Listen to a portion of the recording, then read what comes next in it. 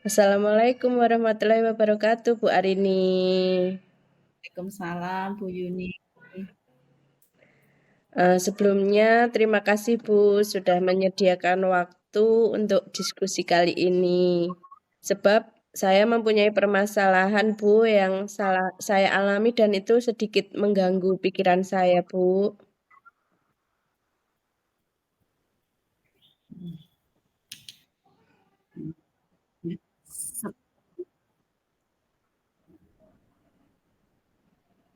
Sebelum diskusi lebih lanjut, apa yang menjadi Ibu?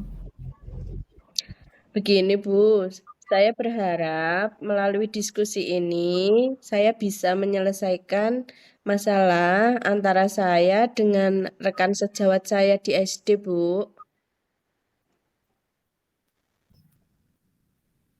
Oh, begitu ya, Bu. Saya coba mengambil kesimpulan dari permasalahan Ibu tadi. Jadi, kalau tidak menggunakan buku teks.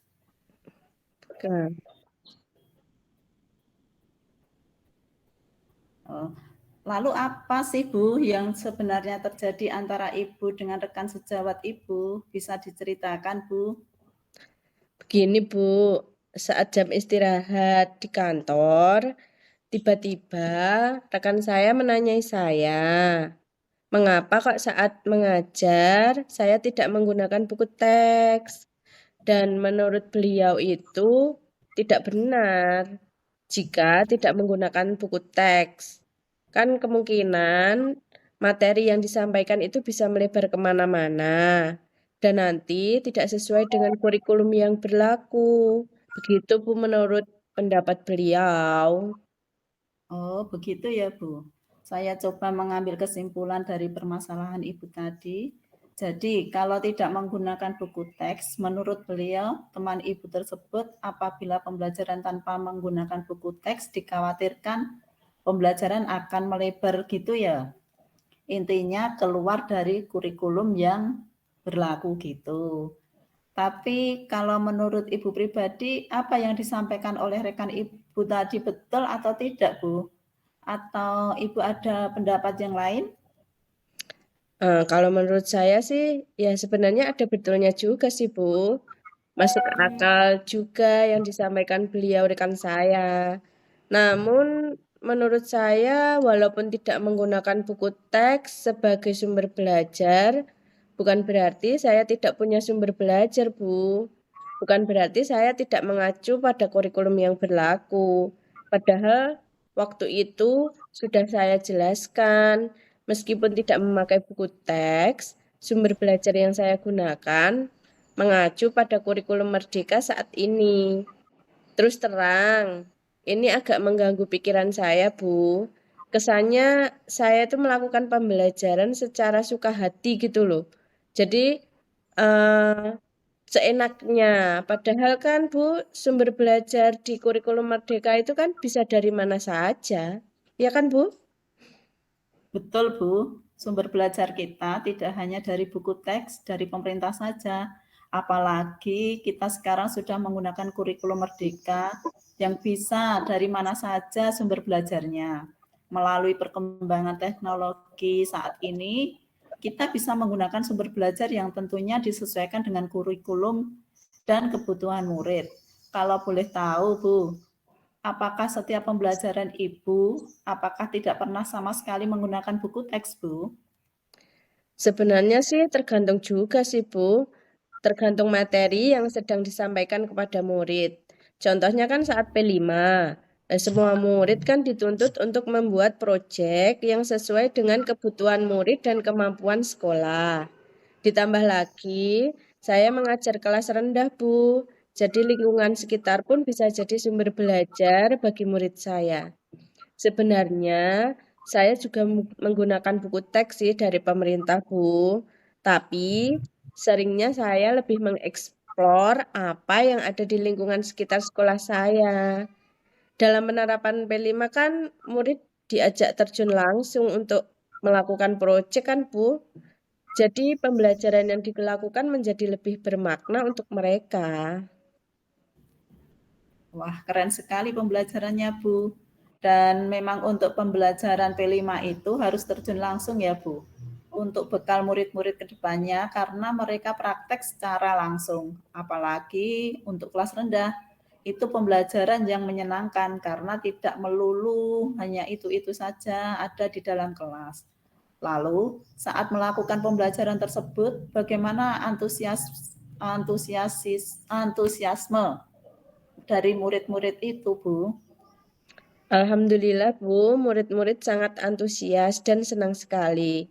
Mereka menikmati pembelajaran yang saya lakukan dan orang tua pun juga ikut mendukung kok Bu, karena saya mengirimkan foto kegiatan pembelajaran ke grup WA wali murid juga. Bahkan ada orang tua yang ikut mengunggah kegiatan pembelajarannya ke sosial media mereka. Jadi tidak hanya murid saja, orang tua pun merasa dampak positif dengan pembelajaran yang saya lakukan, Bu. Saya juga setuju sih Bu dengan kegiatan yang disampaikan tadi, karena kan di buku teks pembelajaran yang ada di sekolahan tadi hanya sesuai untuk kegiatan pembelajaran yang hanya terpaku pada buku kan. Memang baik mengikuti skenario yang ada di buku, tapi boleh juga kan membuat skenario sendiri yang sesuai dengan kebutuhan murid.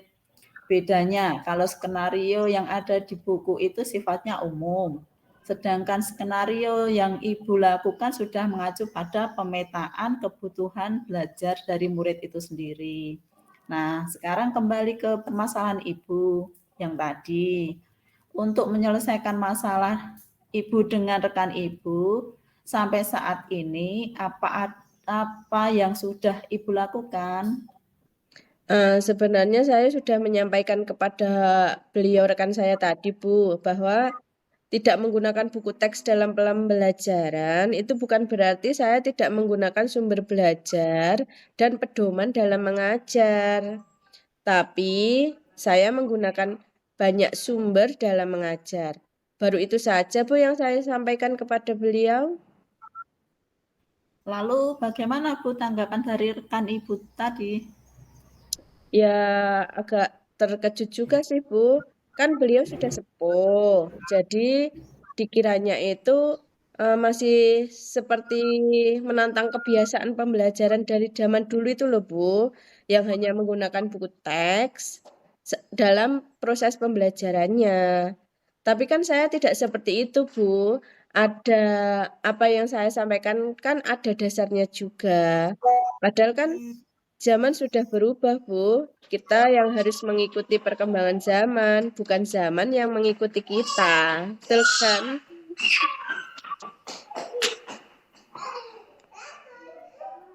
Apa langkah selanjutnya yang Ibu lakukan? Tentunya fokus ke tujuan yang tadi ya, yang menyelesaikan masalah. Ya, saya akan mengklarifikasi, Bu, kalau pembelajaran yang saya lakukan sudah sesuai dengan kurikulum yang berlaku sekarang. Dan saya juga akan menjelaskan bahwa saya menggunakan sumber belajar tidak hanya dari buku teks saja, tetapi dari lingkungan sekitar kita juga, Bu. Bagus sekali rencana yang akan Ibu lakukan. Hal ini sepertinya perlu disampaikan lagi kepada rekan Ibu bahwa pembelajaran zaman sekarang sudah berkembang sesuai kemajuan zaman juga ya Bu. Rencana Ibu, kapan tindakan Ibu untuk mengklarifikasi kepada rekan Ibu tersebut? Rencananya sih secepatnya, Bu. Kan lebih cepat lebih baik. Jadi agar tidak terjadi kesalahpahaman lagi dalam pembelajaran saya nantinya, Bu. Semoga akan terjalin komunikasi yang baik antara saya dan rekan saya ya, Bu. Menurut Ibu nih, kira-kira siapa yang bisa membantu Ibu dalam menyelesaikan masalah Ibu tersebut? Saya akan berdiskusi dengan rekan saya yang sepantaran, seumuran gitu, Bu, yang mengikuti perkembangan zaman. Jadi kita bisa berkolaborasi untuk menjelaskan kepada rekan saya tadi yang sudah sepuh tadi bahwa pembelajaran di era sekarang ini sudah berkembang dan sudah merdeka. Jadi murid bebas untuk memilih pembelajaran yang mereka sukai sesuai dengan bakat dan minat masing-masing, Bu. Betul sekali, Bu. Dengan berpikiran terbuka, maka semua kegiatan pembelajaran akan tercipta dengan menyenangkan dan bermakna untuk murid, sehingga tercapai visi misi sekolah kita. Dan apabila ada permasalahan, sebaiknya harus segera diselesaikan dengan cara kekeluargaan agar suasana kembali terkondusif untuk semuanya, Bu. Saya berharap permasalahan Ibu bisa segera diselesaikan ya. Dan sekarang bagaimana perasaan Ibu setelah kita berdiskusi? Alhamdulillah Bu, saya merasa sedikit lega karena sudah ada solusi tentang masalah yang saya hadapi. Terima kasih ya Bu, sudah meluangkan waktu untuk berdiskusi dengan saya. Sama-sama Bu Yunita. Assalamualaikum Bu.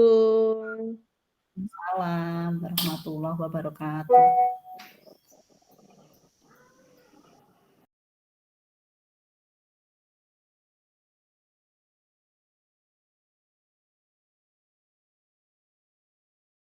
Yeah.